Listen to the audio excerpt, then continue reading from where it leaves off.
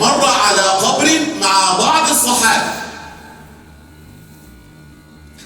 وكان ذلك القبر شهيد حرب، شهيد مات من أجل إعلاء كلمة الله سبحانه وتعالى. فمر النبي عليه فتهجم وجه النبي وقال أف لك. فقالت الصحابة أتقول لنا يا رسول الله أف لنا؟ فقال لا، بل لذلك الميت.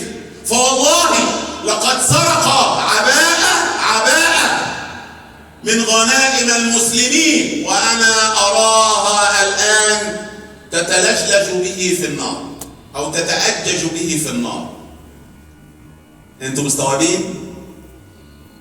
خرج يقاتل في سبيل الله وبعدين عجبته حتة عباية، فقال لما خدها زي اللي بيحصل النهارده، اللي شغال في المستشفى تلاقيه واخد القطن وواخد الشاش، واللي شغال في مش عارف ايه تلاقيه واخد ده، واللي هو شغال في الجمعيه ياخد الكراتين ويروح. يلا يا عم يلا اهو كله فلوسنا يا مولانا. لا والله لسوف يحاسبك الله سبحانه وتعالى.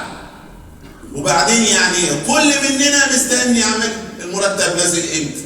هنسيب بقى العمل شويه وقيمه العمل، وبعدين انا المنظر اللي قدامي ده بيدل على قيمه العمل قوي. يعني كلنا سايبين بيوتنا ومتغربين عن عيالنا علشان اللي بينفق على والديه واللي بينفق على اسرته واللي بينفق علشان يعين نفسه هكذا. نيجي بقى لحته البركه شويه. النهارده المرتب نازل امتى؟ طب والنبي الحافظ جاي امتى؟ والمكافأة جاية امتى؟ وانا عايز اخش جمعية امتى؟ هو كل كده مفيش حد بيقول يا رب؟ مفيش حد خالص كده بيقول يا رب؟ ليه؟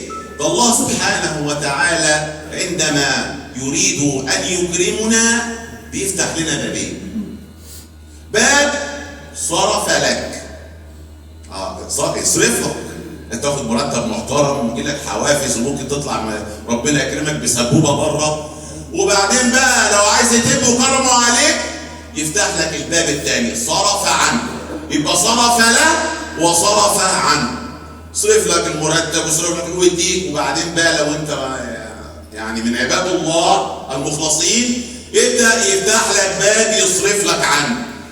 بمعنى ابنك يايا يقول لك والله زمان كده، يقول لك اعمل له كوبايه شاي وعصر عليها ليمونه واديها للولد وحبات اسبرين الريفو بتاع الزمان وقال الواد يخف. طب تعالى بقى للتاني يروح عند الدكتور والدكتور يروح يعمل لي اشعه ومش عارف روح يعمل لي تحاليل وروح هات لي الدواء الفلاني ويخف يا ما يخفش. واحد تاني موظف فاتح الدرج كل ما يجي يفتح يحط له 50 وده 100 ويروح بقى معاه فلوس قد كده، يلاقي عفريته هانم في البيت. والله جبت الفلوس عايزين نغير التلفزيون. ليه يا وليه نغير التلفزيون ليه؟ عايزين نجيب الشاشه الجديده. يبدا يصرف اللي جمعه في الحرام في معصيه برضه. يبدا بقى التلفزيون التخين بتاع زمان ده مش نافع، هو عايز الشاشه اللي هو الرفيع ده. سبحان الله من ساعه ما نزلت الشاشات دي واحنا تخنا والشاشات رفعت. الاول كانت الشاشات كانت التلفزيونات تخينه واحنا رفيعين، من الانتخه قدامهم بيدخلنا كلنا واسمنا. والله. وبعدين تقول له بقى احنا عايزين نروح نصيف. حاضر. يبدا اللي لمه كله صرفه، ده غير المعاصي اللي بياخدها. طيب تعالى بقى للراجل اللي بيتقي الله سبحانه وتعالى كده مروح كده، تقول له يا حاج محمد الحمد لله على السلامه. قول له لا انا معايا قرشين. طب ايه رايك ما نطلع عمره؟ ما نطلع عمره؟ طب ما تطلع والدتك عمره. الله سبحانه وتعالى يسخر له زوجته ويسخر له رئيسه في العمل، مش يسخره هو يعني يخليه في خدمته. دول عباد الله سبحانه وتعالى. هكذا يعني ده مفيش حد قاعد خالص كده بيقول يا رب البركه هتيجي منين؟